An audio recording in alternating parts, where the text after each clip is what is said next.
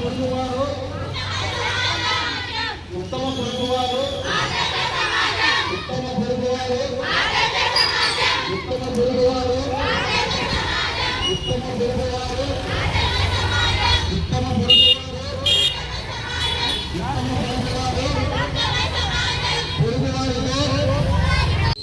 ఇస్లామియా పద్ధతిలో అస్సలాము అలైకుం వరహ్మతుల్లాహి వబరకాతుహు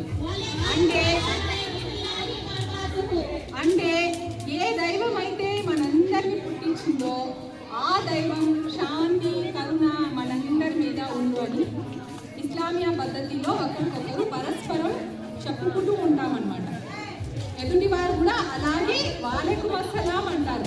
అంటే మీ మీద కూడా ఆ దైవం శాంతి కరుణ కురిపించు అని.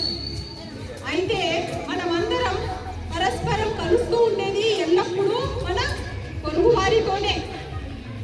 మన ఇంట్లో ఏమైనా కష్టాలు వస్తే వెంటనే మనకి పలకరించి మనం ఆదుకునేవారు మన పొరుగువారే. అయితే మనం పొరుగువారి హక్కుల్ని తెలుసుకోవాలి. పొరుగువారి హక్కులు ఎలా ఉందంటే, ఒక మనిషి మంచివాడు అని చెప్పడానికి దైవ ప్రవక్త ఏమన్నారంటే, నువ్వు మంచివాడు అని తెలుసుకోవడానికి నీ పొరుగువారితో పోయి అడిగితే అతను మంచివాడు అని చెప్తే అప్పుడు నువ్వు మంచివాడు అని అర్థమైంది అనే విషయం చెప్పారనమాట. అయితే పొరుగువారి హక్కులు ఏముంది? వాళ్ళకి మన చేతితో కానీ మన నోటితో కానీ ఎప్పుడైనా మనం హాని కలిగించకూడదు. వారిని కష్ట సుఖాలలో ఆదుకోవాలి.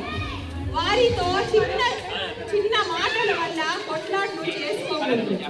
పరస్పరం మంచిగా మాట్లాడుకుంటూ ఒకరినొకరు సహాయం చేసుకుంటూ ఉంటే మన సంఘు మన వీధి ఒక ఆదర్శ వీధిలా కనబడుతుందన్నమాట.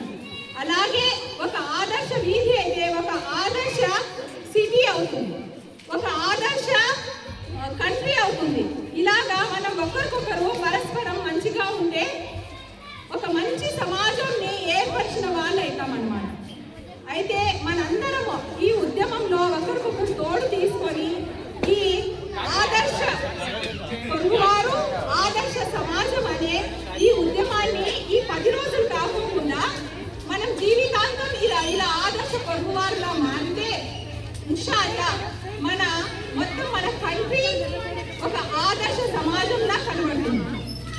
మీ అందరితో మనమందరం కలిసి ఒకరు హక్కులు తెలుసుకుందాం, పొరుగువారి హక్కులు తెలుసుకొని దాన్ని పాటించే ప్రయత్నం చేద్దాం. అందరికీ చాలా థ్యాంక్స్.